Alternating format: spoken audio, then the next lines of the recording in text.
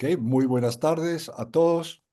Hoy es viernes 8 de marzo de 2024 y tenemos el privilegio de tener a Eduardo Lora con nosotros, quien nos va a hablar sobre la familia, la religión en la identidad de los colombianos.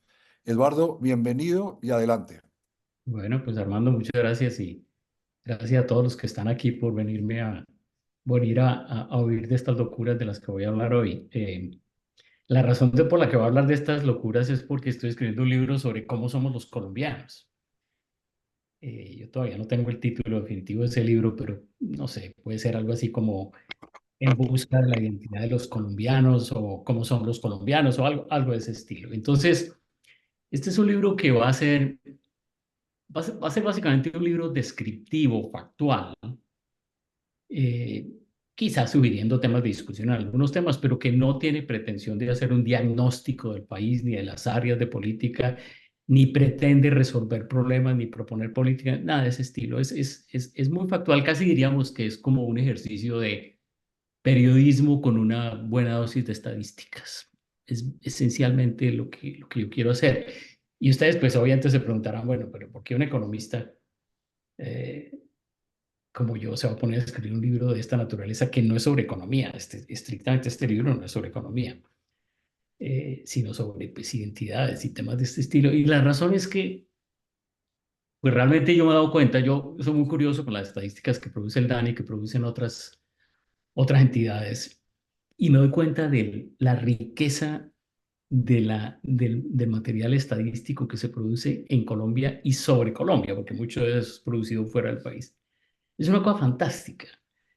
Y mucho de ese material nadie lo analiza. De pronto aparece un titular de prensa con la cifra más importante que produjo, yo no sé, cualquier índice o cualquier encuesta, pero prácticamente no hay ningún índice, no hay ningún análisis. Entonces, yo creo que el periodismo se queda muy corto porque, claro, el periodismo no tiene, digamos, el instrumental estadístico para aprovechar información que hay muy rica sobre el país y sobre cómo son los colombianos. Y yo creo que es muy importante para muchas disciplinas, incluyendo la nuestra, por supuesto, tratar de entender cómo somos nosotros. Entre otras cosas, porque lo que significó la Constitución de 1991, que lo estamos viendo y lo vemos todos los días, fue abrirle un gran espacio a las identidades, al multiculturalismo, a las distintas religiones, etcétera, a las distintas creencias, a los distintos comportamientos. Y realmente yo creo que los enfrentamientos que tenemos alrededor de esas cosas, yo creo que se aliviarían o por lo menos serían más constructivos si nosotros nos entendemos un poco mejor y entendemos cómo somos nosotros. Esa realmente es mi motivación de por qué me metí yo a escribir un libro de este tipo. Bueno, entonces, eh, bueno, esencialmente entonces, pues lo que quiero hacer es hacer una pequeña presentación. Yo no voy a hablar muy largo. Yo creo que voy a hablar, no sé, quizás 25 minutos, una cosa de ese estilo, porque me interesa mucho oír las opiniones de ustedes sobre lo que voy a decir en los capítulos, sobre el enfoque del libro y en general, pues sobre los temas digamos, que vamos a estar cubriendo. Muy bien, entonces voy a tratar de poner aquí ah, perdón, entonces, ¿cómo es esta cosa?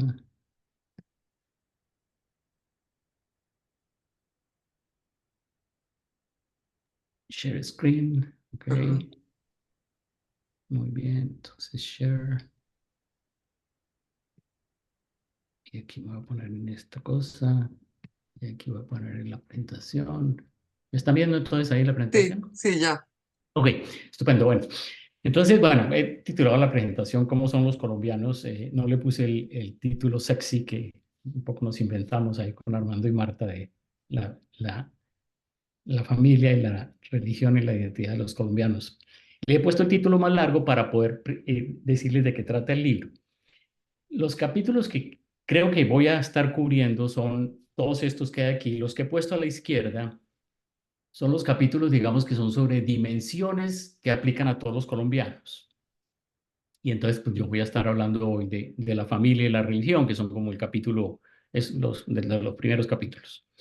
Este intermedio, el uso del tiempo, es un capítulo que en realidad conecta mucho con la familia y con temas de mujer y con temas de machismo, etcétera, pero lo vamos a saltar y vamos a pasar directamente de la familia a la religión. Y luego van a venir otros temas de dimensiones de la vida de los colombianos. Y luego hay unos capítulos sobre grupos de colombianos, que son la población, la población LGBT, las minorías étnicas, quizás las mafias, las élites, no sé hasta dónde me meta. Yo estrictamente no sé de ninguno de los temas de los que voy a hablar. Entonces, digamos, como digo, es realmente un ejercicio, digamos, de periodismo ilustrado estadísticamente. Es esencialmente lo que voy a hacer y por eso lo van a ver en la manera como trato los temas de la familia y de la religión. En el capítulo de la familia hay esencialmente cuatro mensajes centrales. Uno es que la familia nuclear ya no es la de antes. Segundo, que el rol de la mujer ha cambiado y que ello ha eh, generado, digamos, o ha creado condiciones de violencia doméstica que estamos viendo todos los días. La tercer mensaje es que la crianza de los hijos tampoco es ya la de antes. De ese tema no voy a hablar, me lo voy a saltar por razones de tiempo. Y luego al final le voy a dedicar algunos minutos en este capítulo al tema de los bombril, que creo que es un tema entretenido y donde así sí hay algo de análisis económico. Muy bien, entonces, sobre el tema de familia. Eh, la familia nuclear ya no es la de antes. Eso yo creo que es una cosa que salta muy claramente en las estadísticas. Eh, si ustedes ven en este gráfico, eh, la familia nuclear es básicamente, en este gráfico primero, la familia nuclear ya no es, digamos, ni siquiera la mitad de las familias colombianas, es aproximadamente la mitad de las familias colombianas. Solo la mayoría de familias, una ligera mayoría de familias nucleares son las que uno encuentra en las zonas del campo, pero en el resto de las ciudades, que todas las regiones aquí se refieren es a las zonas urbanas, ya las familias nucleares no llegan ni siquiera a la mitad de las familias. Con un cambio muy importante con respecto al pasado, y es que incluso en las familias nucleares ya tenemos un números importantes de jefes que son mujeres. Muy interesantemente en el Caribe, por ejemplo, proporciones importantes que son mujeres. Y cuando hablamos aquí de familias nucleares, ya en la composición actual, no son las familias de antes de marido y mujer casados por la iglesia, etc. No, no, no, no. No, una gran cantidad son parejas con distintos tipos de uniones que han tenido hijos antes, que es su segunda relación, etcétera. Entonces, realmente el cambio en la estructura familiar es realmente muy importante. Y si uno se mete ya en más detalle a tratar de ver las distintas formas de familia, pues uno ve, bueno, las familias nucleares más o menos son 36%. Luego, por ahí, una de cada cuatro familias es monoparental, es decir, un solo papá. Y de esas muchísimas son jefe mujer. Y luego más o menos otra cuarta parte de las familias son personas solas, ahí sí más o menos divididas por iguales entre hombres solos y mujeres solas. Entonces tenemos una enorme, digamos, diversificación de las formas como se organizan actualmente las familias en Colombia. Con el adicional muy importante de que los números de hijos por hogar ya en todas partes son pequeños. Incluso en el campo hay una pequeña diferencia todavía. En el campo son más o menos 2.2 hijos por hogar, pero ya estamos todos en niveles realmente muy bajitos eh, del tipo de países desarrollados, que están muy asociados, obviamente, por supuesto, a tasas de fecundidad también muy bajas, eh, que ya no serían ni siquiera suficientes para a largo plazo mantener el tamaño de la población. Muy bien. Entonces, ese era el primer tema, es pues cómo ha cambiado la estructura la estructura de las familias. Muy interesantemente, con el cambio de la estructura de las familias, ha habido cambios muy importantes en el rol de la mujer hoy, que es precisamente el Día de la Mujer, es un tema muy adecuado para el día de hoy. Este cuadro muestra la participación en las decisiones de las mujeres que están viviendo con sus parejas y de sus parejas o de otras personas. Y lo que les quiero hacer notar aquí, que es algo muy notable, es cómo en todas tipos de distintas decisiones que se estudiaron aquí, esto es una encuesta de Profamilia, bien sea la mujer o ella y su pareja, son las que toman la, en el altísimo porcentaje de hogares las decisiones. Es decir, las decisiones tomadas por hombres solamente son muy poquitas. Es decir, el hombre jefe del hogar que toma las decisiones y que es el que tiene el control incluso el control económico o el control de lo que haga su mujer o sus hijos, eso desapareció. Eso desapareció. Y eso contrasta mucho con lo que siguen opinando los hombres. O sea, uno vuelve y le pregunta a estos hombres, los que viven con su pareja, ¿no? Esto no es una cosa general, sino los que viven con su pareja, y responden en porcentajes bastante altos en todas estas preguntas de por lo menos 40%, en algunos casos 60%. Dicen los hombres, una buena esposa obedece a su esposo siempre. Los hombres de verdad son capaces de controlar a sus parejas. El deber de los hombres es ganar dinero, el deber de la mujer es cuidar del hogar y la familia. Es justificable usar la violencia en ciertas circunstancias. Wow. Las mujeres que siguen con sus parejas después de golpeadas porque les gusta. Entonces, uno tiene como una disonancia en lo que realmente dicen las mujeres que está ocurriendo en las decisiones del hogar y lo que dicen los hombres de cuál es su rol en el hogar.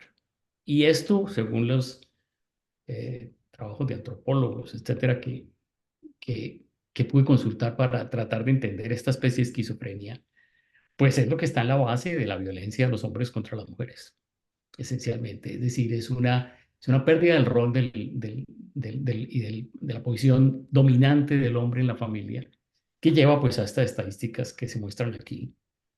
Eh, en el último año en que hay información sobre esto, 33% de las mujeres que viven con sus parejas han sido agredidas, zarandeadas, golpeadas, pateadas, golpeadas, etcétera. Entonces, esto es una situación realmente alarmante y muy interesante, digamos, que surge aparentemente del cambio en la composición de las familias y del cambio en los roles de género en las familias y, por supuesto, de toda la cultura que está debajo de esto. Y el último tema que quiero destacar de este capítulo, el capítulo de familia, es un tema, en cierto sentido, divertido, interesante y que de hecho llamó mucho la atención y por ahí participé en un programa de la W sobre esto, eh, que es la tasa Bombril que hay en Colombia. Bombril son, ustedes lo saben perfectamente, quienes se quedan ya de viejos a vivir con sus padres. Y aquí en este gráfico muestro la tasa Bombril de quienes tienen entre 35 y 49 años. Es decir, no estoy hablando de muchachos, entre 35 y 49 años que tienen estudios universitarios y que viven con sus papás todavía. Eh, si uno toma las tasas Bombril de, qué sé yo, a los 30 años son 36%, una cosa de todo el mundo, quiero decir, una cosa tremenda, muchísimo más altas que las de otros países. Por ejemplo, en Inglaterra, a esa edad es 10 puntos menos. Y si uno las sigue con el curso de los años de los hijos, las diferencias son enormes. Entonces, y lo que a mí me llamó la atención al explorar un poco las estadísticas era la diferencia bastante notable que hay en estas tasas Bombril entre las distintas ciudades, que no parece ser una cosa cultural. Aquí están bastante mezcladas las ciudades de unos tipos y otros. Y entonces eso pues me picó mi curiosidad estadística. ¿Qué es lo que hay detrás de los Bombril? Y lo que me parece que encuentro es, y bueno, una econometría bastante sencilla que hice, me parece confirmar eso. Es básicamente la discordancia que hay entre los ingresos que pueden hacer el grueso de las personas que tienen estudios secundarios completos o estudios universitarios en relación con lo que les costaría una vivienda típica semejante a en la que viven personas de sus características.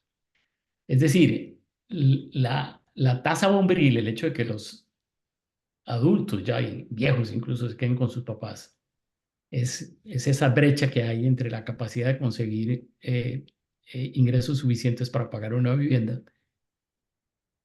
Y si lo explora uno estadísticamente más, refleja las tasas de desempleo de las ciudades combinadas con la diferencia entre el ingreso de estas personas y el costo de los arriendos. Entonces, es un fenómeno muy interesante que le dice a uno mucho acerca de los problemas en básicamente en la dotación de vivienda en las distintas ciudades. Muy bien, eso fue como una curiosidad estadística que me pareció interesante explorar y un poco divertida, digamos. Y luego en el capítulo de religión, yo creo que hay también como cuatro mensajes centrales que quiero mencionar rápidamente para que entremos a una conversación con ustedes. El primero y muy notable es que los colombianos son muy religiosos. Y me puse a tratar de explorar por qué y plantear una tesis de por qué las creencias religiosas son necesarias en un país como Colombia. El tercer mensaje es que hay una desbandada del catolicismo. No voy a desarrollar mucho este tema aquí en esta presentación, pero en esencia, en los últimos 20 años, más o menos, uno de cada 5 colombianos ha dejado de ser católico. No, no quiero decir que ha dejado sus creencias religiosas, ha dejado de ser católico. La mayoría se han pasado a otras religiones cristianas. Y luego quiero dejar como mensaje que los cristianos no católicos tienen posiciones morales más severas, pero solo en ciertos temas, y de pronto abrir la puerta para discusiones sobre los temas que hay detrás de esto, como son los temas del aborto, la eutanasia, etcétera. Esta es una gráfica que no está en el libro, pero para motivar lo que voy a decir de que los colombianos son muy religiosos, esta es una gráfica tomada de unas encuestas de Gallup, de las cuales uso otras cifras en el capítulo y aquí adelante ahorita les voy a mostrar. Pero básicamente que muestra algo muy claro, ¿no? Colombia está entre los países eh, del mundo en el que más gente dice que reza por lo menos una vez al mes. Eh, Cifras muy parecidas a las de Sudáfrica, Brasil y Turquía, que son los más altos, e India, pues que es súper religioso también. Entonces, Colombia realmente es un país muy religioso, donde la gente practica la religión, no solamente que cree, sino que practica la religión. Si uno utiliza las encuestas de uso del tiempo que ha hecho el DANE, que son fantásticas, ¿no? Yo les voy a tratar de sacar el jugo mucho en este libro y hay otro capítulo, como les dije, sobre encuestas de uso del tiempo. Si uno coge las encuestas de uso del tiempo, le preguntan a la gente si va a misa, si fue a misa ayer, no si va a misa como en Gallup cada mes o algo así, no, ¿qué hizo usted ayer? Y entonces a cada persona le llevan el registro de, bueno, ¿qué hizo en todo, no? Si hizo oficio en la casa, si cocinó, si fue a trabajar, etcétera. Y una de las preguntas que le hacen es si rezó ayer. Y es sorprendente. Ayer, un día cualquiera, mejor dicho, pues básicamente una de cada 5 personas dice que rezó, un día cualquiera. Entonces, realmente la práctica religiosa en Colombia, para mí, por lo menos fue sorprendente, es muy alta. Y muy interesante, conectado con el capítulo anterior, eh, me puse a pensar, bueno, ¿tiene eso que ver con la estructura de familia? Y paradójicamente tiene que ver, pero no en el sentido que uno esperaba. O sea, si uno cree que las familias nucleares son el bastión del catolicismo o de la religiosidad, no, eso no es lo que encuentra. Resulta que rezan o van a misa más un día cualquiera las personas que viven en pareja sin hijos y las personas solos, las personas solas, lo cual le dice a uno algo sobre en qué circunstancias es necesaria la religión y que conecta precisamente con el siguiente tema, que es ese, y es el que las creencias religiosas son necesarias en un país como Colombia. Este gráfico que les muestro aquí a mí me sorprendió. Yo no sé quiénes de ustedes estén familiarizados a hacer esta especie de correlaciones de estadísticas a nivel internacional.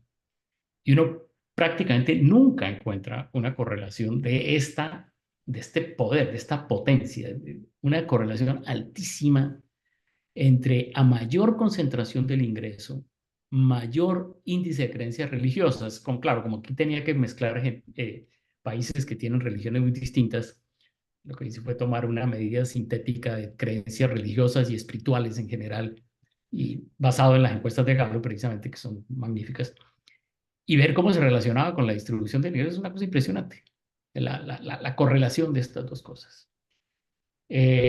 Y este pues no es un tema que yo haya descubierto, yo es el primero que lo haya descubierto, ni mucho menos, es un tema que después vine a ver, ha sido también estudiado por sociólogos, antropólogos, etcétera.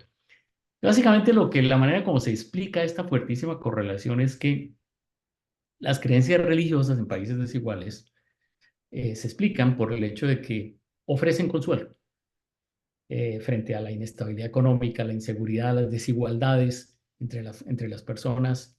Ofrecen la oportunidad de que haya solidaridad y cohesión social, es decir, brindan una cierta base de cooperación y de soporte mutuo. Y por supuesto también una búsqueda de significado en sociedades en que las circunstancias son difíciles, son violentas o hay conflictos, etcétera. Entonces, hay una literatura bastante extensa y bastante convincente que le explica a uno entonces por qué Colombia precisamente es un país tan religioso, lo cual resulta pues supremamente interesante. Ahora, el último tema que quiero mencionar antes de que pasemos a la conversación es este tema de la severidad moral de los cristianos, que también es muy llamativo y muy interesante y que lo revelan las estadísticas de manera muy clara, y es las posturas sobre asuntos morales dependen muchísimo de la identidad religiosa de las personas. Aquí básicamente ordené los distintos tipos de creencias de afiliación religiosa, perdón, sacado de un trabajo muy interesante que hizo unas encuestas muy detalladas de identidad religiosa. Este trabajo de Beltrán y Larota basado en encuestas también, etcétera. Y que básicamente muestra que la severidad religiosa es muy fuerte. Estoy empezando, digamos, por los ateos, porque son los que dan los porcentajes más altos en estas cuatro cosas que se preguntaron. Si usted está a favor de despenalizar el aborto, legalizar la eutanasia voluntaria, matrimonio entre parejas del mismo sexo, adopción de niños y niñas por parejas del mismo sexo, y los ateos básicamente dicen todos que sí, sí, estamos de acuerdo con todo eso. Okay. Y esos porcentajes van bajando hasta llegar a los testigos de Jehová y a otras vertientes de los cristianos no católicos que son bastante severos en la manera como, digamos, tienen piensan de manera muy uniforme todo sobre estas cosas y de manera bastante rotundas. Muy interesante y también para mí fue una cierta sorpresa. Hay mucho menos unidad, o los católicos son mucho menos monolíticos en estos temas. Por ejemplo, hay un cierto porcentaje que está de acuerdo en despenalizar el aborto, más o menos uno de cada cuatro católicos, un porcentaje muy alto, digamos, dos de cada tres personas en legalizar la eutanasia, etcétera. Entonces, los católicos son una mezcla bastante más variada que los ateos en un extremo o que los testigos de Jehová en el otro. Y lo que esto me llevó a preguntarme, bueno, en el libro, en el capítulo hago una discusión sobre un poco el estado de estas materias en cuestión legal y las dificultades que se ha tenido, aunque todas estas cosas han sido aprobadas a raíz de la Constitución por sentencias constitucionales y por legislación. Todas estas cosas están aprobadas en Colombia, tienen el apoyo legal. Sin embargo, en la práctica no ocurre con mucha frecuencia porque pues se enfrentan resistencias prácticas e institucionales que discuto en el capítulo, pero las cuales no me voy a tener mucho aquí. Pero lo que me llamó la atención es preguntarme por la severidad en otros temas que no tienen que ver con, digamos, la temática típica de las religiones, que son cosas relacionadas con el sexo, con la familia, etcétera, con la muerte, sino preguntarme sobre cosas que tienen que ver con la moral de la convivencia. Por ejemplo, si se las arregló para pagar menos impuestos o si simuló estar enfermo para no ir a un día a trabajar, distintos tipos de trucos, si se benefició de un subsidio estatal que no le correspondía. Todas estas cosas se han preguntado en encuestas representativas a nivel nacional, supremamente válidas. Y a mí me sorprende mucho las respuestas. 47% de los católicos en Colombia, estamos hablando de Colombia siempre, 47% de los católicos responden que sí, al menos a una de estas tres preguntas. Y 53% de los cristianos, es decir, más todavía, que son tan severos en todo lo otro, responden que sí a alguna de estas preguntas, lo cual, digamos, lo pone a uno a pensar acerca de, bueno, ¿a qué le aplica a uno la severidad moral? Y si la religión está proveyendo las bases morales para la convivencia en las sociedades modernas. Bueno, con eso termino para que discutamos, porque aquí puede haber mucho tema de discusión. Muchas gracias, Eduardo. Pues muy interesante. Les quiero pedir a la audiencia, a las personas que están en la audiencia, que levanten la mano para comentar, preguntar, etcétera. Y ya tenemos la mano de Luis Fernando Mejía levantada. Luis Fernando, ¿cómo estás? Y adelante.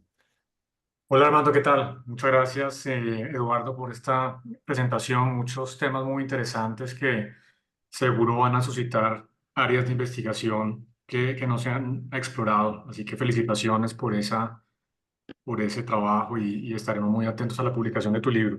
Yo te tengo tres comentarios frente a lo que... Ujú, Lo primero, sería ideal, pues me imagino que es difícil conseguir la información, pero al principio arrancaste hablando mucho de cambios en el tiempo, de disminuciones de incidencia de la familia nuclear, digamos hablaste mucho como de cambios marginales, pero lo que tú nos mostraste fue una foto. Entonces sería ujú, interesante, me imagino que pues de nuevo es difícil conseguir toda la información, pero sería bueno mirar esa familia nuclear que representa hoy en día, te entendí, el 50% del total. ¿Cuánto era hace 5 años o hace 10 años para mí ujú, qué tan rápido ha venido cayendo en el tiempo? Y ese punto aplica para lo que mencionabas de la violencia doméstica. Me genera dudas tu comentario porque no me queda claro si la incidencia de violencia doméstica o es más alta o más baja, ¿no? Como para tratar de establecer si hay una relación de causalidad entre la mayor independencia claro. eh, femenina y la violencia, porque de nuevo es una foto. Entonces sería interesante como tratar de mirar datos anteriores para ver un poco los cambios marginales en esas dimensiones. Ese es un primer comentario. El segundo sobre el tema de la tasa Bombril, que siempre es un fenómeno muy interesante. Y yo te tengo una sugerencia, una idea. Digamos, tú mencionabas que eventualmente es una falta de independencia económica. Lo que pasa es que, claro, cuando uno piensa que hoy en día Colombia es una economía de ingreso medio alto, pues en principio debería ver que los ingresos de ese tipo de adultos con estudios son mucho más altos que los que eran hace 10 o 20 años. Entonces yo tengo otra teoría y relacionado con lo que nos presentaste, y es que básicamente aumentó el costo de oportunidad de la independencia. No es que sea difícil independizarse, sino que aumentó el costo de oportunidad porque, claro, como una reducción en el número de hijos y el progreso ha llevado a que en general pues nuestro país sea un país de ingreso medio alto, pues la decisión de salir, incluso con estudios y a esa edad, es mucho más costosa, ¿no? Entonces no es el tema del costo per se del pago, Ujú, sino el costo de oportunidad, que me parece interesante ujú, vincularlo con esa primera discusión que hiciste sobre la reducción del número de hijos y todo esto. ujú, ujú, Ese era como un segundo comentario. Y el tercero, sobre el tema de las creencias religiosas, me pareció muy interesante esa relación que haces entre Gini y tasa, digamos, de religiosidad o como se pueda llamar. Pero viendo los países, me pregunto, y yo creo que tampoco es muy exótico y segura en la literatura muy amplia sobre esto, si no vale la pena hacer esa relación entre religiosidad y tasa de homicidios. Porque los que estaban por allá arriba, tal vez con la excepción de Turquía, que de pronto no es un país con mucha incidencia, pero incluso Estados Unidos, entre los países ricos, es tal vez el país con mayor tasa de homicidios con arma de fuego. Y ahí están Sudáfrica, Brasil, Colombia. Vi por otro lado Japón, que es de los países, digamos, con menores tasas de violencia. ujú, Y sería una cosa mucho más directa, ¿no? Obviamente, entre más hay homicidios, pues obviamente ahí sí lo que tú decías, más inseguridad y tal vez mejor sale, digamos, esta historia de la religiosidad. Entonces, valdría la pena hacer esa relación para ver qué te da, me pareció muy interesante. Eso era mis comentarios. Muchas gracias, Eduardo. Sí. Dado que son tres temas, dale, Eduardo, adelante. bueno, de acuerdo. No, las sugerencias de mirar al pasado, sí, de acuerdo. No, no tengo nada que agregar ahí. Lo de la tasa Bombril me parece muy interesante, de que es una cuestión del costo de oportunidad. Y de hecho eso casa bastante bien con una observación que está en el capítulo que no mencioné, y es que si uno calculara la tasa Bombril por sexos, los que se quedan más en las casas son los hombres. Porque claro, los hombres son unos zánganos, o somos unos zánganos, ¿no? Entonces, a los hombres que se quedan en casa no les exigen mayor cosa. En cambio, a las mujeres sí. A las mujeres, si se van a quedar en casa como bombril, les exigen que se ocupen de muchas tareas en la casa. Y por eso ellas son las que se van primero. Entonces, ese tema de la tasa del costo de oportunidad realmente, eso me sugiere que sí es muy relevante, me parece muy interesante. Y tu última sugerencia sobre el tema de la violencia también me parece muy, muy relevante por algo que sí exploré estadísticamente y que está relacionado con la violencia, pero no con las creencias, sino con las prácticas. A la gente que ha sufrido de algún tipo de violencia, de algún tipo de crimen, sus creencias parecen ser las mismas que las de los demás, pero se vuelve más practicante. Es una cosa muy interesante. Y además, que es otra cosa que tiene mucho que ver con la desbandada del catolicismo, las personas que sufren más de actos de delincuencia o de ataques de cosas que son violentadas, con más probabilidad abandonan la religión católica, la iglesia católica y se van a otros credos, a otras religiones, especialmente protestantes, etcétera. Lo cual le sugiere a uno que la desbandada del catolicismo tiene que ver precisamente con que la Iglesia Católica no brinda precisamente esa red de soporte psicológico que tradicionalmente se esperaría y que tiene que ver con estos temas de violencia, etcétera. Entonces, sí, es una sugerencia que me parece muy interesante y voy a explorarla. Gracias, Eduardo. Carlos Gustavo Cano, adelante.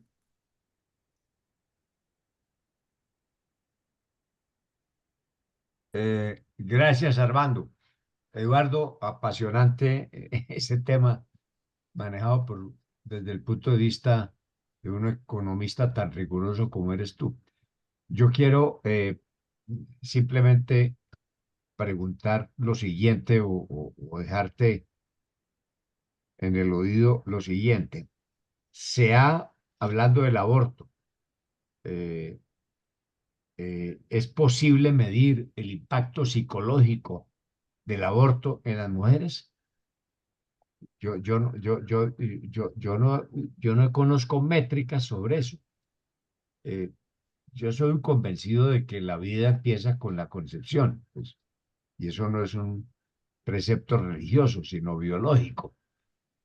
Pero el impacto del aborto sobre la mujer, el impacto psicológico, creo que es devastador. Y les cuento a ustedes que, les confieso que yo tuve esa experiencia cuando era muy joven y fue devastador en la pareja que yo tuve en su momento. Gracias. Gracias. Le voy a dar la palabra a Pete Speakers. No, perdón, Eduardo, ¿quieres responder No, la no, pregunta? si quieres acumulamos varias, me parece buena idea. Sí, había pensado empezar a dar de a dos, Sí, sí, porque sí, tenemos sí. varias. Entonces, Pete, adelante. Gracias, Armando. Gracias por la muy interesante exposición de Eduardo Lora. Yo quisiera hacer dos comentarios, uno sobre la religión en la identidad colombiana y otra sobre la familia. Yo creo que el rol de la religión en Colombia también hay que mirar desde la perspectiva de un gran cambio que había en las religiones de Colombia, donde hoy en día hay más de 20 o tal vez 25% de la población colombiana es evangélica. Es un cambio bastante fuerte en los últimos 30, 40 años. En un país como Brasil es casi 30% y tanto en Colombia como en Brasil creo que ha tenido consecuencias políticas importantes. Y voy a dar un pequeño ejemplo, es una hipótesis, no estoy seguro, pero me acuerdo que cuando la ministra Gina Parodi era ministra de Educación, ella estaba promoviendo un libro sobre la educación sexual, donde daba un rol más grande, por decirlo así, de la cosa LGBT y que en la educación sexual de los niños de 5 o 6 años ya se iban a definir su género Estas ideas causaban una gran, como digo, una gran ira en la comunidad de los evangélicos, porque eso rechazaron contundentemente esas ideas.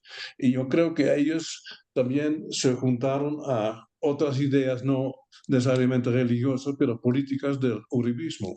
Y yo creo que en esa época, cuando jugó todo eso, había un plebiscito sobre el acuerdo de paz que ganó el uribismo, y yo creo que fue con apoyo de los evangélicos.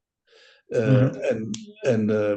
Creo que una situación igual se encuentra en Brasil, donde Bolsonaro ganó por el apoyo que recibió de los evangélicos. Y creo que cuando se estudia el tema de religión en Colombia, hay que mirar también cómo se compagina este cambio religioso también con posiciones políticas en la cultura. Esa es una cosa. Y sobre la familia, otro comentario.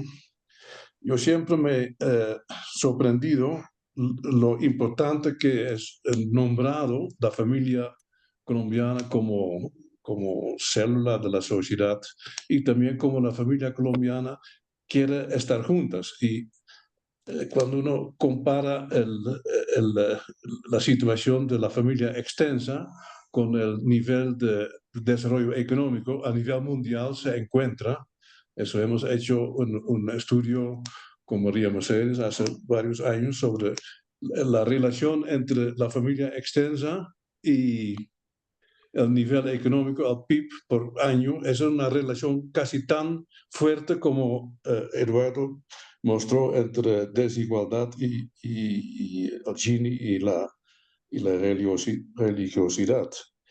Sin embargo, también he visto en Colombia un fenómeno que yo soy holandés, y en Holanda se piensa diferente. Cuando un joven sale de la familia, no tiene la más mínima intención de seguir viviendo en la cercanía de sus padres. Mientras aquí, cuando hay una familia indígena, los padres viven con sus grupos de hijos, pero no solamente los indígenas, también familias de clase media o clase alta compran un edificio y ahí juntan los papás y los hijos también, y quieren estar juntos. Eso siempre me sorprendió, que esa es una cosa muy fuerte en la familia de Colombia. Solamente son observaciones de lado.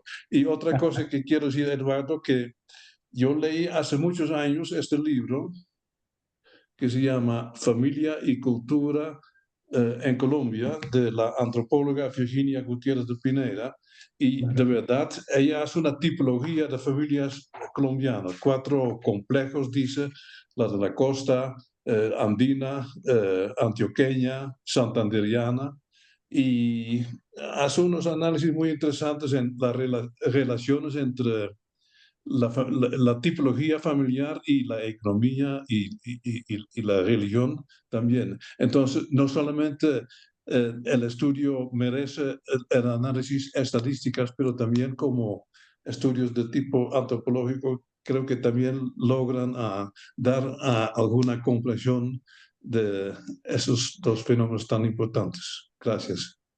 Ahora sí, Eduardo, adelante. No, pues magníficos los comentarios, Pete, muchas gracias. Eh, Voy a responderle después a Carlos Gustavo. Sí, bueno, obviamente Virginia Gutiérrez de Piñeros pues es la autoridad número uno sobre el tema, y leí algunas cosas de ella y no ahondé en el capítulo, es verdad, digamos como en la relación con otras patrones culturales. Yo no sé, yo al volver a ver las cosas de Virginia Gutiérrez de Piñeros, yo algo conocí hace muchos años. Al volver a verlas, no estoy seguro si siguen siendo igualmente válidas, y no tengo muy bien cómo comprobarlo. Entonces, como que me quedé frenado, pero estoy de acuerdo en la importancia de ese libro y en la importancia de ella en estos temas, sin ninguna duda. Muy interesantes también las observaciones sobre el rol de la familia extensa, etcétera. Y sobre el tema de la educación sexual y el evento de Gina Parodi, etcétera, y su influencia política, sí, ese es un evento muy importante. Yo no lo estoy mencionando en este capítulo, pero sí lo estoy mencionando en el capítulo de los LGBT, precisamente, porque creo que fue un evento muy significativo que mostró la influencia de política que podían lograr los evangélicos y la posibilidad precisamente políticamente de aprovechar a grupos que tienen una gran cohesión ideológica sobre un número reducido de temas, sean religión o no, en este caso son religión, pero creo que es algo destacado y como digo, lo analizo un poco, lo discuto en otro capítulo, de modo que sí, agradezco mucho los comentarios, creo que son supremamente relevantes. Sobre Carlos Gustavo, no, yo no conozco si hay, seguramente los hay, eh, y no tengo duda de que el impacto psicológico es muy distinto cuando el aborto es ilegal a cuando el aborto es legal. Yo llegaría hasta ahí. Muy bien. Gracias, Eduardo. Ahora le voy a dar la palabra a tres personas porque, como verás, el número de manos levantadas es bastante grande. Has Ya. causado, desencadenado una cantidad de inquietudes entre la audiencia. Camilo Herrera, adelante. Eduardo, en línea de lo que has dicho, quería hacerte tres aportes que alguna vez tú y yo hablamos hace un tiempo en Washington. Uno es el trabajo que ha hecho el Estudio Mundial de Valores liderado por el profesor Ronald Inglehart. Muestra muchas más evidencias estadísticas a nivel mundial sobre esa relación entre el catolicismo y el desarrollo económico. Digamos que la hipótesis central en la que ellos terminan trabajando, no solo sobre el catolicismo, sino otras religiones, es el tema de que el catolicismo nos exige sufrir en vida para después recibir en muerte, cosa que no pasa con los anglicanos, los protestantes y los judíos, que pueden, comillas, recibir en vida y por lo tanto están en una posición de actitud de menos sufrimiento y eso tiene muchísimo que ver con violencia intrafamiliar y esas relaciones que existen que tú planteas que pueden ayudarte con información. Yo tengo acceso a todas esas bases de datos a nivel mundial, lo que necesites, total apoyo. Ah, estupendo. Segundo, sobre el tema de compra, que obviamente yo llevo en el tema de gasto muchísimo tiempo, los datos que muestran sobre la decisión de compra de las mujeres se me hacen muy bajitos. El grueso de América Latina, las decisiones de compra, inclusive en bienes durables y semidurables, supera el 70%. La mujer la que toma estas decisiones, también te podemos compartir esa información. Y finalmente, yo estaba haciendo un estudio, no con toda la información que quisiera, valdría la pena si podemos aportar con eso algo o lo que sea, nos hemos encontrado que la gente del centro del país, en Colombia, particularmente en Bogotá, de ingresos medianamente altos y que vienen en estratos 4, 5 y 6, la toma de decisiones de la mujer es mucho más alta en el núcleo familiar que en el resto del país y que casi en el resto de América Latina. Uno podría decir, sabiendo que me equivoco y caigo en la caricatura, que el tema del matriarcado en ingresos medios altos y altos en Bogotá es impresionante. Es Mm, absolutamente impresionante. La decisión la tiene la mujer, punto. Y eso es ujú. un tema que a nivel de gasto, pues tiene unas implicaciones gigantescas. Nosotros seguimos corriendo el Estudio Mundial de Valores en Colombia, financiamos cada 4 años. En lo que necesites de información de eso, pues ahí estamos solo a un correo de distancia. Muy bien. Muchas gracias, Camilo. Fabián Giraldo, adelante. Gracias, Armando. Yo básicamente quería hacer un comentario y pregunta también frente a este libro de Piketty del 2021 que se llama Political Cleavages and Social Inequalities, que es un estudio de 50 democracias desde el 48 a 2020 y tratar de irme a tu capítulo de política para determinar qué conclusiones iniciales has sacado frente al comportamiento de la votación, frente a lo que estás comparando en las familias y cómo ves tú a futuro que esto va a cambiar o cómo va a ser ese comportamiento y cómo va a generar que en Colombia se vote por el centro o por la izquierda o por la derecha en el futuro basado en ese análisis inicial que seguramente has hecho, Eduardo. Gracias. Francisco Miranda, adelante. Gracias, hermano. A ver, yo estaba fascinado oyendo la presentación de Eduardo y además porque tengo una enorme preocupación, es que creo que es muy pobre la investigación que se está haciendo sobre familia en Colombia. O sea, los trabajos de Virginia Gutiérrez son absolutamente fundamentales, pero son 30, 40 años atrás, ¿sí? ¿Cómo se ha transformado nuestra familia? ¿Qué implicaciones ha tenido eso y qué implicaciones va a tener? Es algo que no está siendo explorado por nuestras escuelas de ciencias sociales. O sea, no sé cuál es tu percepción, pero creo que tenemos una urgencia de que nuestros investigadores en el campo social se preocupen por este tema y lo revisen. Tú muestras una abundancia de posibilidades de uso de estadísticas, que existe información, pero no hay gente interesada en entenderla, en revisarla, en plantear hipótesis, ¿sí? Y alternativas. Entonces, quería preguntarte cuál es tu percepción sobre eso, porque me parece que es un enorme vacío en el cual tenemos que trabajar para que nuestra academia piense en el problema. Gracias. Eduardo, muchas gracias. Gracias. Eduardo, adelante. Bueno, voy a responder empezando por Francisco. Sí, yo estoy totalmente de acuerdo con Francisco. Yo, de hecho, leí la columna tuya y me interesó muchísimo y fui a verlas, el tipo de cosas que ustedes han apoyado y me doy cuenta realmente de lo que tú dices. La investigación que hay en Colombia sobre familia es muy poquita realmente. Y no es falta de estadísticas. Entonces, yo sí creo que esfuerzos como los que están haciendo ustedes son muy importantes. Yo estoy completamente de acuerdo con eso. El tema que propone Fabián Giraldo es un tema que voy a ver si puedo explorar esa relación, no estoy muy seguro porque pues este libro no, digamos, no es tan especulativo. Este es un libro como traté de presentarlo muy sencillo, muy factual, sugiere temas de investigación, pero digamos no tiene la pretensión ni de resolver preguntas trascendentales, ni de proponer propuestas de política, como dice nada de eso, sino más bien en la línea de Francisco Miranda, de sugerir áreas y demostrar que hay vacíos muy grandes en temas muy importantes. Pero al margen de eso, yo sí estoy de acuerdo que puede ser muy interesante analizar el tema de la relación entre derecha e izquierda en Colombia y las tendencias de votación relacionadas con valores de familia, etcétera. Yo me sospecho que eso no da mucho en Colombia porque derecha e izquierda es un concepto que los colombianos no entienden. Yo sé que es lo que se simplifica para tratar de juntar muchas cosas, pero lo poco que yo he explorado sobre el tema derecha-izquierda es que, y hay encuestas sobre eso, en Colombia hay encuestas sobre todo, ¿no? Esa es la gran maravilla de colombiano. Cuando se le pregunta a los colombianos sobre su posición en la escala izquierda-derecha,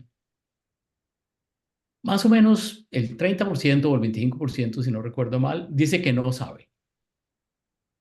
Y otro 35 o 40% se pone en el número 5, porque eso lo hacen normalmente en una escala de 1 a 10 o de 1 a 9, una cosa así. Se pone exactamente en la mitad.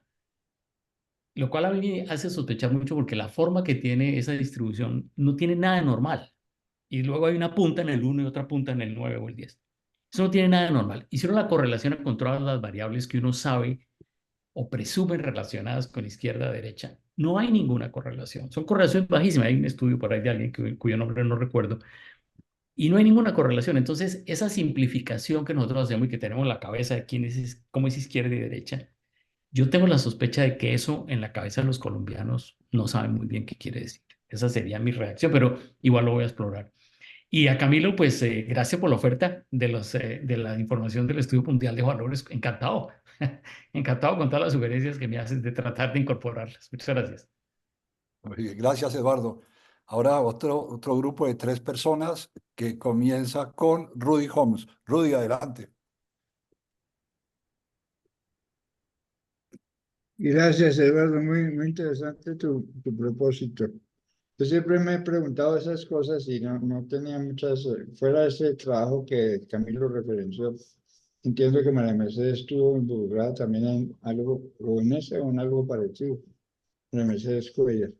Pero mira, una recomendación. Hay un libro sobre los italianos que yo conocí por Rodrigo Botero, que se llama Luigi Barzini y se llama Los Italianos.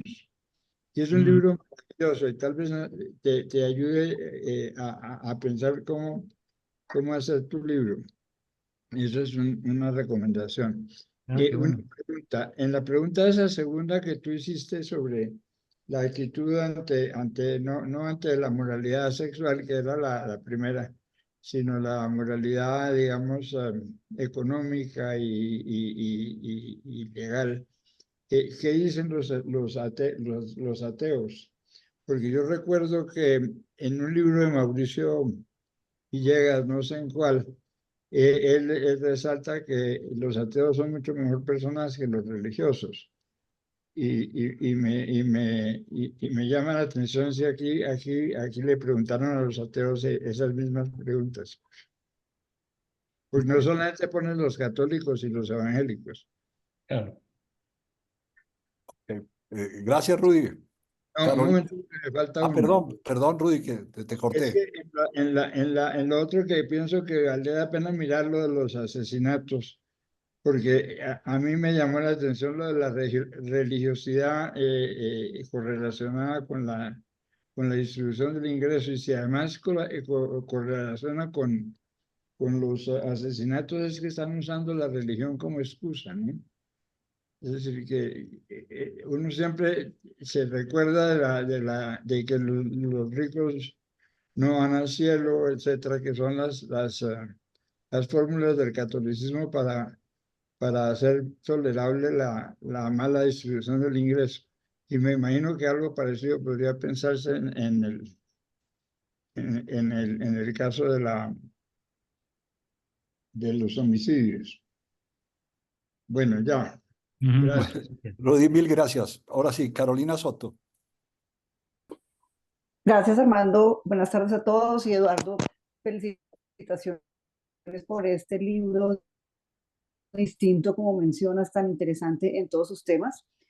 Yo tengo dos comentarios, principalmente. Uno es frente al tema de la toma de decisión, donde muestras cómo las mujeres concentran esta toma de decisión. Camilo también lo mencionaba hace un momento, pero quisiera de pronto que consideres que esta toma de decisión no necesariamente refleja empoderamiento para las mujeres.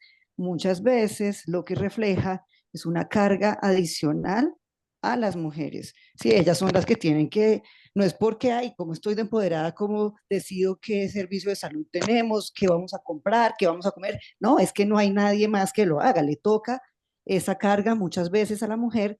Entonces, para que de pronto tengas en cuenta que no necesariamente es un indicador de empoderamiento femenino.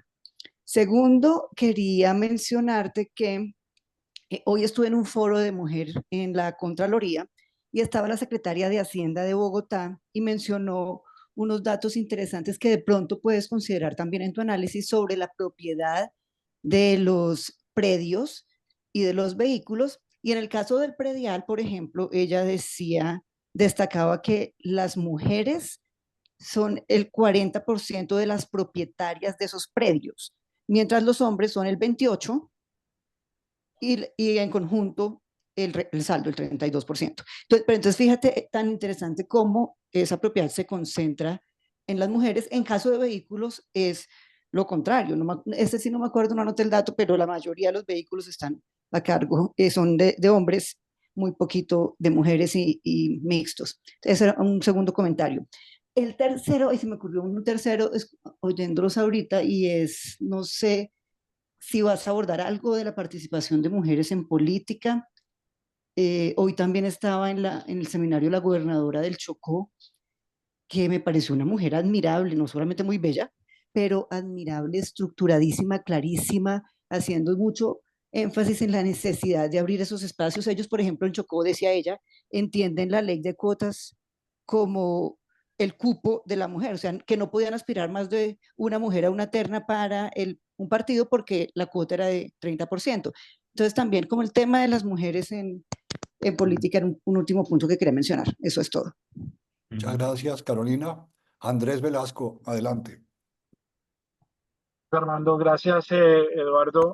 Muy interesante. Una pregunta sobre los Bombril.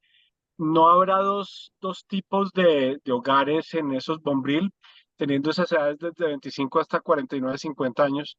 ¿No habrá un primer segmento de hijos financiados por sus padres y un segundo segmento de padres financiados por sus hijos? Sí, gracias, Andrés.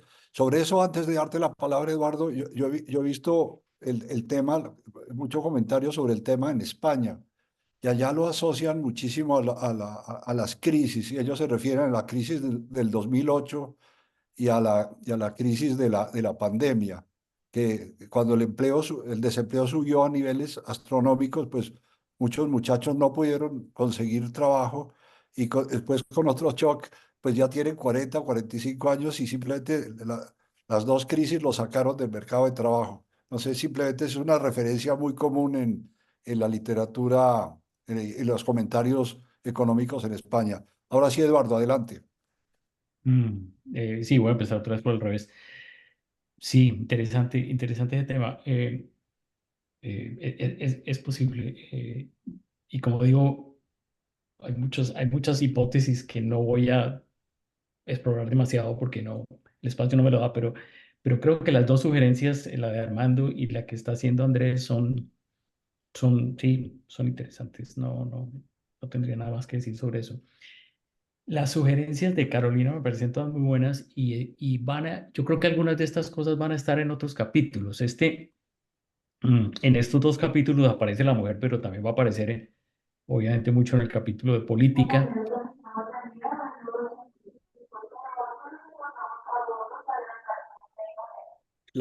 Perdón, Gabriel, por favor, el micrófono, Gabriel. sí. ¿Aló? ¿Eduardo? Sí, perdón. Arma- No, estaba esperando que... Armando, No, Gabriel, sí, todavía no te doy la palabra todavía, pero tenías el micrófono abierto y había un poco de ruido. Te ruego que lo apagues mientras tanto y ya te damos la palabra. Sí, entonces volviendo a lo de Carolina, sí, entonces el tema de mujer obviamente va a aparecer, es un tema transversal que va a estar en todos los capítulos. Y como había mencionado, tiene mucho rol en la cuestión de diferencias de género y de comportamiento y de responsabilidades, que es el tema que me pareció súper interesante en la observación que hiciste en el capítulo de asignación, de uso del tiempo. Muy buena la sugerencia, estoy completamente de acuerdo. Rudy, sí, yo tiendo a simpatizar mucho con lo que dice Rudy. No voy a poder probarlo chequear lo de los ateos porque aparecen tan poquitos en las encuestas y porque estas sí no son las encuestas del DANE que le dan representatividad a mucha gente. No, estas son encuestas muy chiquitas de donde salen estas cosas, son encuestas de 1.200 personas, entonces, y los ateos no pasan del 1%, 1,5%, entonces realmente no, eso no me va a permitir hacer nada más preciso sobre los ateos. Y otra vez surge el tema de los asesinatos. Sí, vale la pena explorarlo nuevamente, también estoy de acuerdo. Gracias. Gracias, Eduardo. Entonces sigue Fernando Montes. Adelante.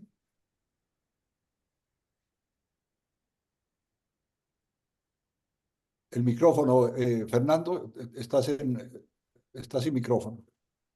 Gracias, Armando, y gracias, Eduardo, por la presentación. Muy, muy interesante los temas. Yo quería preguntarle a Eduardo si puede volver a comentar algo sobre los indicadores regionales. Tiene un poco que ver con la tipología familiar que mencionó Pete, pero me gustaría oír tu comentario porque las estructuras familiares superficialmente son muy parecidas, pero en la verdad, cuando uno analiza, pienso, hay enormes variaciones regionales, ¿no? Donde, por ejemplo, la mujer puede tener mucho más peso, más la matrona, etcétera. No sé qué piensas. El segundo comentario es sobre los temas de moralidad que tú mencionas, que los católicos versus el resto y quienes violan ciertos parámetros éticos, digamos. ¿No? Pero el tema es muy difícil de concretar porque la gente puede estar simplemente mintiendo, ¿no? O son más hipócritas los católicos, o son menos, entonces eso me parece que tiene poca credibilidad. Finalmente, la migración de los católicos hacia otras religiones tiene mucho que ver también con el apoyo económico que por ejemplo, aquí en Estados Unidos, el apoyo de los mormones es impresionante, ¿no? La gente que se va a la religión con los mormones le dan apoyo económico increíble. Entonces, no es solamente una transición, digamos, por temas religiosos, sino también porque en general las religiones protestantes y sobre todo los mormones tienen una infraestructura de apoyo económico increíble. Entonces, aquí en Estados Unidos se han logrado captar a los estratos bajos, por eso, en parte, en buena parte creo yo, por esa razón de apoyo económico. Pero no sé si tú has mirado eso y es un tema que me parece interesante. Bueno, gracias. Gracias, Fernando. Fernando Paneso, adelante. Gracias, Eduardo y Montealegre y Eduardo Lora. Un placer verte, ya que fuimos compañeros desde hace 60 años. A ver, yo quiero que hay un punto muy importante, es la nueva tendencia demográfica y sus implicaciones económicas y de vida de sociedad.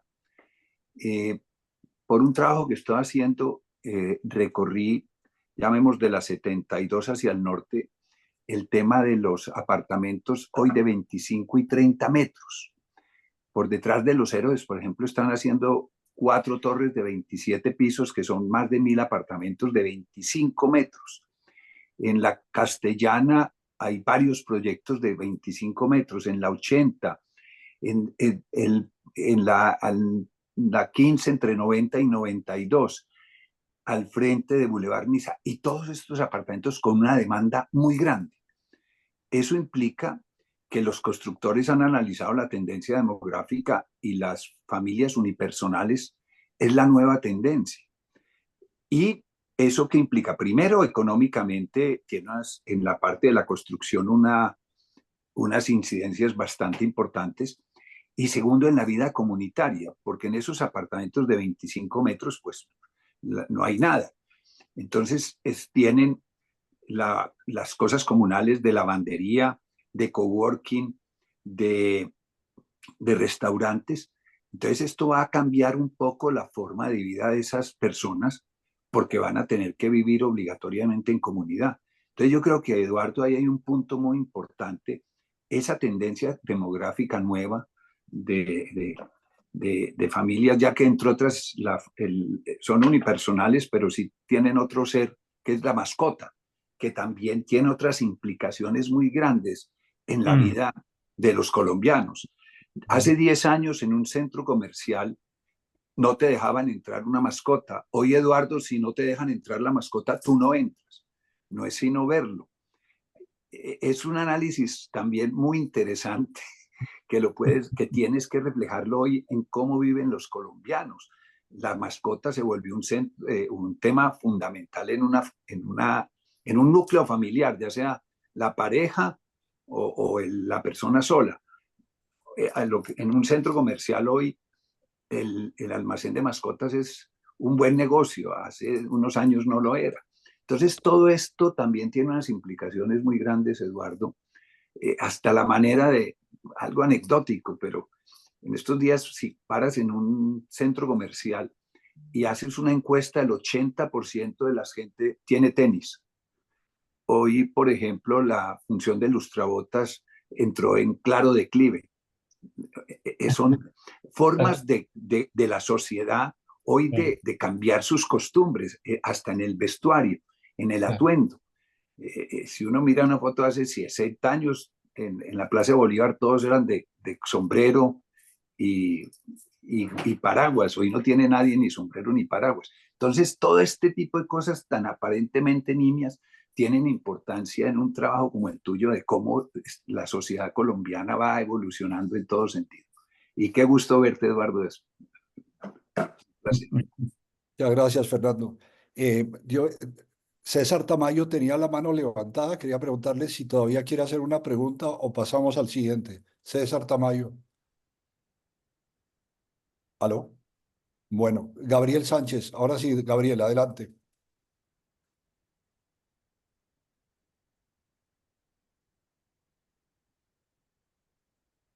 Gabriel. Gabriel se ocupó, me imagino. Bueno, mientras se prepara Gabriel o aparece César, José Leibovich. Gracias, Armando, y gracias, Eduardo. Los temas son apasionantes. Quería hacer unos comentarios rápidos sobre el tema de violencia, Eduardo. Mm, Bueno, creo que alguien ya había comentado sobre el tema, digamos, de mirar el tema, la temática un poco desde atrás. Lo que tengo entendido es que en el periodo de la pandemia, la violencia intrafamiliar se exacerbó de manera importante. Y entonces, pues, creo que vale la pena, digamos, como tener claridad de, de ese diagnóstico, o sí, ese diagnóstico se refiere a qué periodo, porque pues hay un antes y un después con respecto al tema de la pandemia y la violencia intrafamiliar. De paso, unos estudiantes en el seminario que yo dicto en semestre anterior indagaron un poco sobre este fenómeno y pudieron, digamos, constatar que las estadísticas sobre violencia intrafamiliar sí están subestimadas, porque hay mucho, es decir, no es tan evidente que personas que han sido violentadas al interior del hogar lo denuncian. Entonces, pues ese es un tema. Me llamó la atención en una de las tablas que presentaste, creo que era relacionado con el nivel de religiosidad. Me llamó la atención que en la población que está en la ruralidad no aparece como la región con mayor nivel de religiosidad, que es, pues llama la atención porque tradicionalmente la población rural es la más conservadora, la más tradicional, etcétera. No sé qué cambios pueden estar sucediendo allí, pero eh, definitivamente, digamos, la demografía también está mostrando que hay una reducción importante en el tamaño de la familia rural, pero en todo caso eso fue llamativo. Otro comentario que tal vez Pitt lo mencionó refiriéndose a la sociedad holandesa y en general digamos, en Estados Unidos o en otros países europeos, uno podría decir que en general en la familia colombiana eh, todos los hijos son bombril. En qué sentido?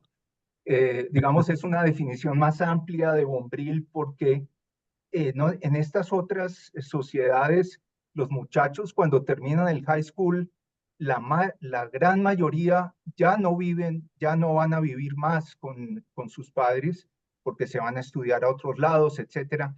Y en el caso colombiano, eh, pues, es decir, es lo más normal que muchachos que están en los 22, 23 años todavía estén viviendo con los padres. En ese sentido, digamos, el concepto de bombril es un poco más amplio, me parece. Bueno, y un último comentario que me hiciste recordar un poco, o digamos, relacioné las cosas que estás planteando de las identidades con con lo que ha escrito Mauricio García Villegas sobre la identidad de los colombianos. Pues obviamente estos son, digamos, elementos que tratan como de dar, sí, dar elementos para definir la identidad de los colombianos. Me acuerdo de algo muy importante que él mencionaba en alguno de sus libros, que se refería a la dificultad de definir la identidad de los colombianos, porque entre otras, pues Colombia no había tenido guerras importantes que eran un elemento, digamos, de cohesión de unidad interna contra un enemigo común, cosas de ese estilo. Me estoy saliendo un poco de lo que estás tratando, pero cuando se comenta que qué une a los colombianos, cuál es la identidad, pues es escaso lo que puede surgir. Si acaso la selección Colombia cuando va al Mundial, son pocas las cosas y realmente pues a uno lo deja un poco desconsolado que no tengamos como más elementos de esa identidad nacional. Hay muchas identidades, hoy en día estamos exacerbando las identidades minúsculas, pero la identidad como nación es más bien escasa. Gracias, Eduardo. Gracias, José. Quería preguntarle si Gabriel Sánchez sigue con nosotros y si quiere hacer una pregunta. Adelante, Gabriel, si estás ahí. Sí, sí, Armando. Sí, Adelante. gracias, Armando, y mis disculpas por el ruido que generé. Eduardo, este no es un tema que yo vea de correlaciones, pero tú muy bien planteaste lo de religiosidad e ingresos por tanto, y lo que voy a decir es muy empírico, porque a mí me sorprende mucho que un grupo muy considerable de cristianos, de esos fanáticos, son extremadamente, no voy a decir ni siquiera de derecha, pero son muy uribistas, que uno queda como sorprendido que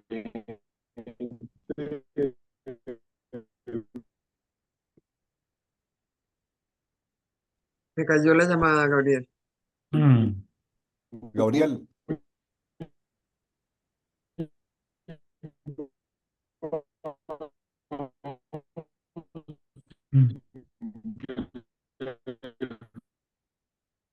Gabriel, casi no te escuchamos porque se dañó la conexión.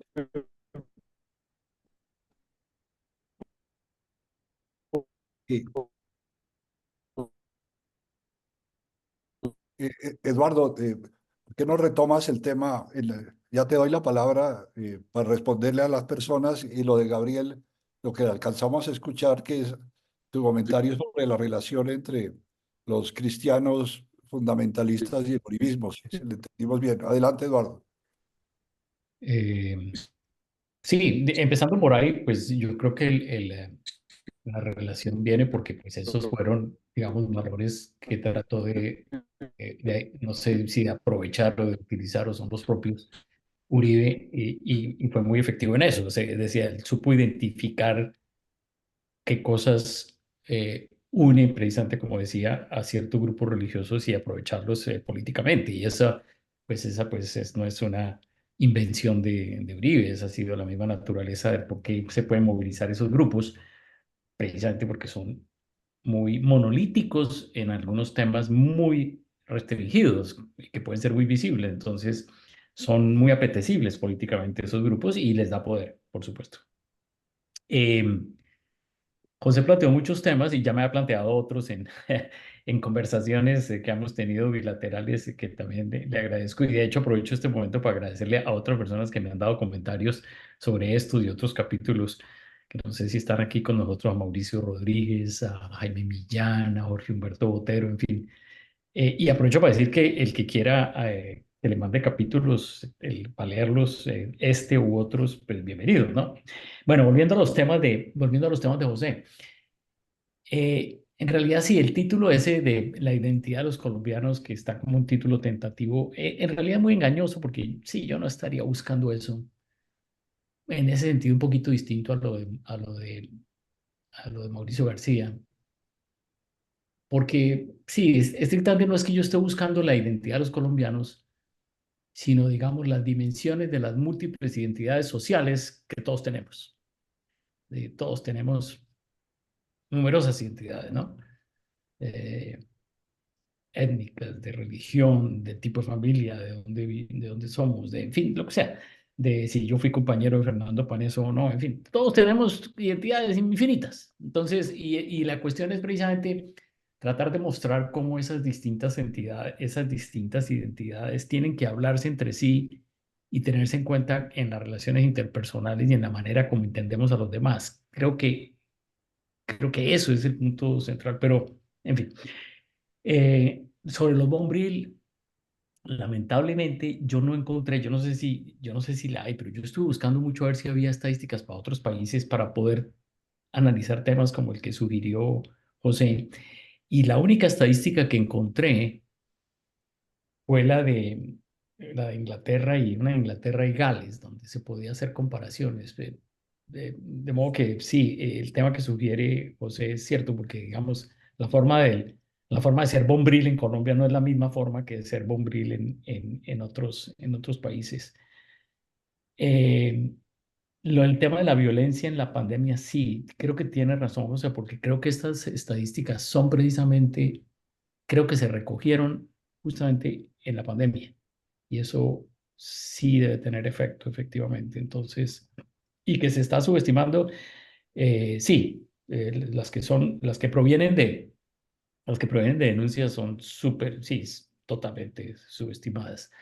Algunas de estas no provienen de denuncias, provienen de encuestas propiamente que quizás son un poquito más veraces, pero es verdad, eso es completamente cierto. Muy interesantes los temas que sugiere Fernando. Sí, claro, está cambiando realmente muchos patrones de consumo y de comportamiento de los hogares. Eh, no prometo que los vaya a tratar en el capítulo, pero me parecen fascinantes.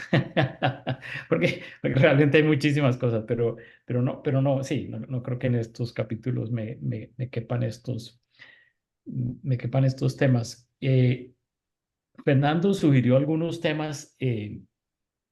Yo no sabía lo del apoyo económico directo de algunas iglesias y no tengo idea si existe en Colombia. Es algo que sería bueno averiguar y si alguien sabe y me lo cuenta, se lo agradecería mucho. Hipocresía sobre valores, claro, eso está subestimando las cifras.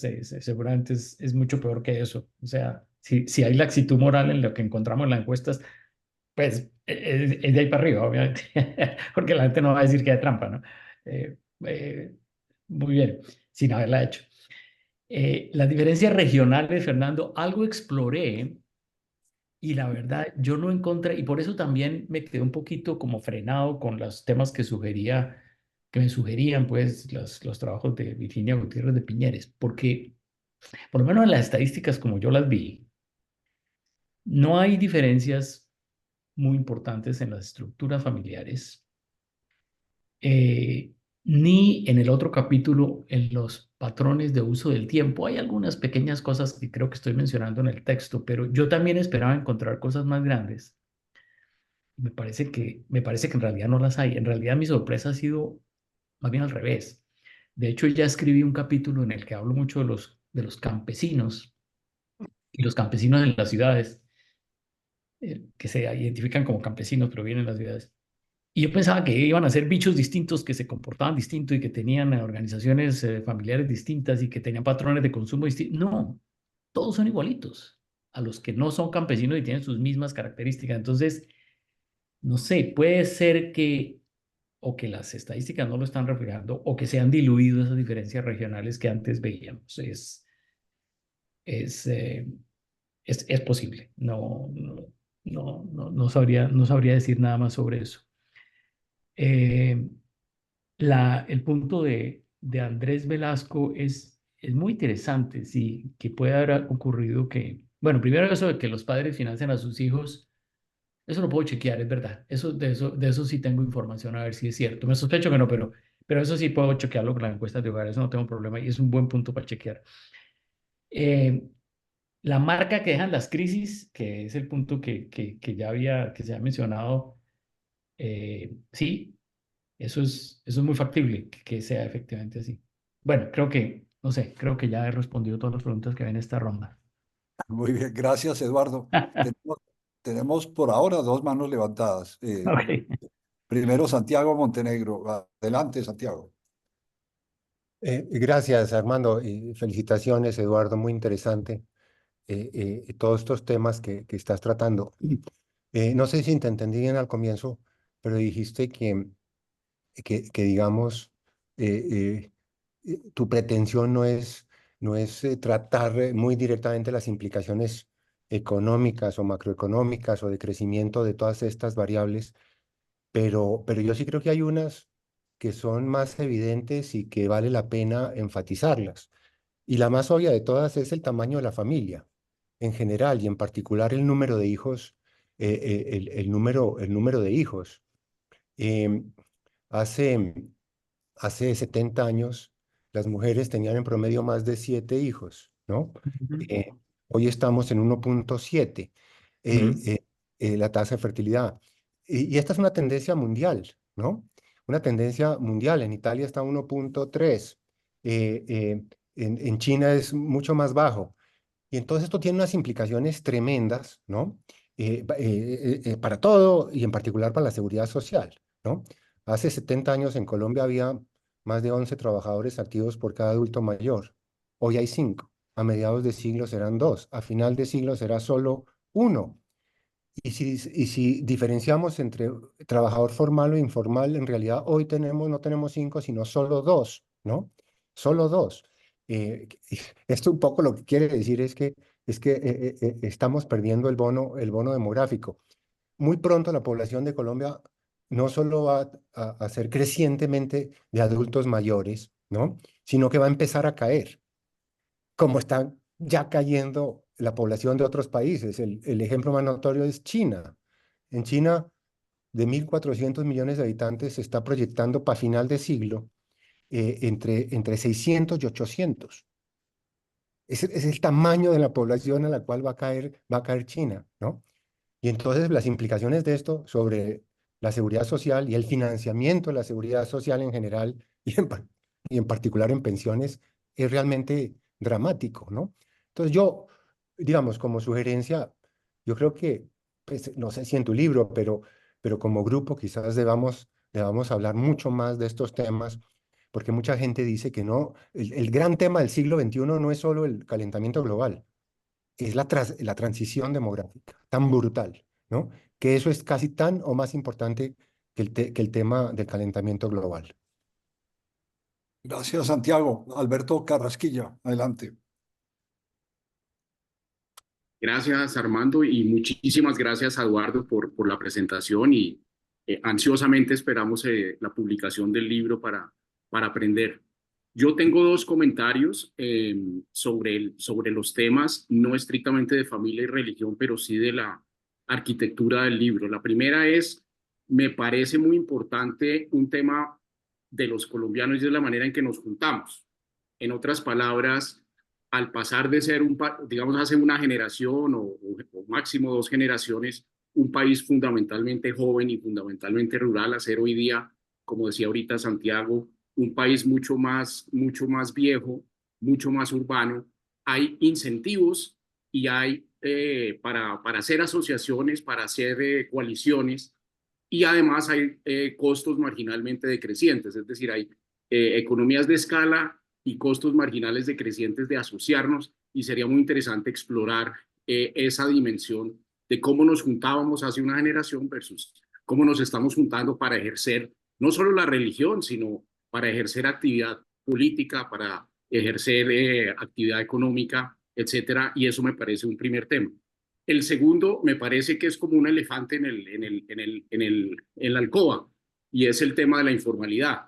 Somos un país básicamente bifocal, partido en dos, en todas las dimensiones, y me parecería muy importante en el libro, Eduardo, hablar de las diferencias en el capítulo de uso del tiempo, en el capítulo de la manera en que se forma la familia, es decir, todas las dimensiones me parece a mí ex ante, y no tengo pruebas de eso, en que hay un mundo muy diferente en la informalidad que en la formalidad, y es importante porque siendo un país que envejece y siendo un país urbano y teniendo esos incentivos de formar coaliciones, yo me temo que nos estamos volviendo un país extremadamente conservador, en el sentido de no querer, de ser muy reacios a tomar los riesgos que se necesitan, por ejemplo, para el crecimiento económico.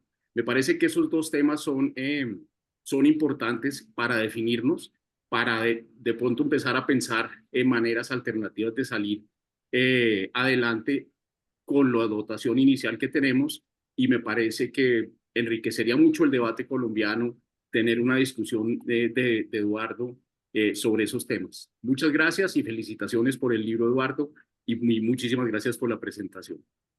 Muchas gracias, Alberto. Marta Lasprilla, adelante. Gracias, Armando, y gracias, Eduardo. Eduardo, yo arranco diciendo que usted lo que dijo que quería con el libro y con esta presentación es saber cómo somos los colombianos. Yo no puedo imaginarme que usted no haya hecho una hipótesis de cómo somos los colombianos, como para qué, para dejar de ser violentos, que siempre me he preguntado por qué dicen o por qué somos violentos, a diferencia de Holanda o de Inglaterra o de Suiza. ¿Por qué? ¿Cuál es la razón? O para dejar de ser pobres, mejor dicho, para algún sitio va usted y quisiera saber cuál es cuál es como el borrador de lo que usted, para dónde quiere ir. Bueno, Marta, muchas gracias. Eduardo, adelante. No, muy, muy sugestivo lo que dice Marta. Yo en realidad no quiero ir para ningún lado en el sentido de que yo no quiero inducir ningún cambio, ninguna ingeniería social, ni nada. No porque no se necesite, se necesitan muchísimos cambios, sino porque creo que vamos a mantener ese nivel un poco más modesto en el libro, de decir, mire, este es un libro descriptivo para la discusión que hay que dar sobre estos temas. Y efectivamente, digamos, temas como el de la violencia va a aparecer en el libro transversalmente en muchas cosas. En este capítulo, primero aparece la violencia doméstica, en el capítulo del LGBT aparece la violencia contra los que son diferentes por razones de género. En el capítulo de etnia va a aparecer la violencia contra los negros, contra los indígenas. Es decir, sí, esa es una dimensión que nos atraviesa en muchos sentidos y por lo tanto va a aparecer en el libro y es algo que va a tener que recoger en el epílogo que reúna, digamos, como los grandes temas. Y ese tema de la violencia sin duda va a aparecer. Y es posible que aparezca también el tema que sugiere Alberto, ¿no? De informalidad. La manera en que lo sugiere Alberto es más, no sé si es más difícil, porque si la informalidad también afecta cosas como la estructura de la familia y como la toma de decisiones de relación con cómo nos asociamos, etcétera. Son hipótesis muy interesantes, donde claramente va a estar, obviamente, es porque va a haber un capítulo sobre cómo trabajan los colombianos. Y eso sí es una cosa destacadísima. O sea, los colombianos somos únicos, o no digo no únicos, pero digamos los más extremos en el mundo en trabajar solos. Es una cosa increíble. O sea, las estadísticas que yo conozco sobre eso muestran que Colombia es, por lo menos en América Latina, el país donde más gente trabaja sola.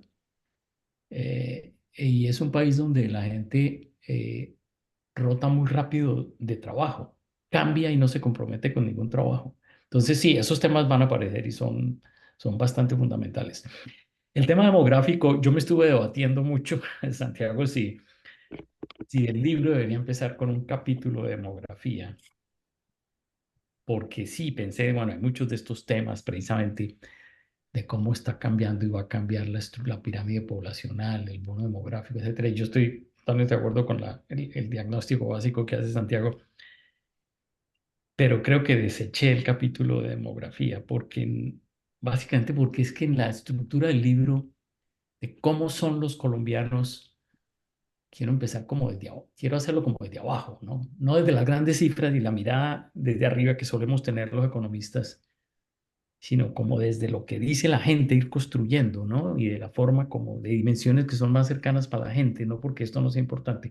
Pero el tema, yo estoy de acuerdo con Santiago, tenemos que tratarlo, tenemos que discutirlo más. Lo hice, de hecho, en el otro libro, el libro de Economía Esencial de Colombia, que en cierto sentido es un libro complementario a este, ¿no? Porque el libro de Economía Esencial de Colombia ve muchos de estos temas, incluso tiene capítulos que llaman prácticamente igual, educación, laboral, en fin. pero los ve desde un ángulo muy distinto, precisamente los ve desde el ángulo que los ve un economista como Santiago, como yo, ¿no? Que queremos ver las cifras desde arriba, hablar de las políticas, hablar de los grandes cambios estructurales, institucionales. Sí, pero este libro no quiere tomar ese ángulo.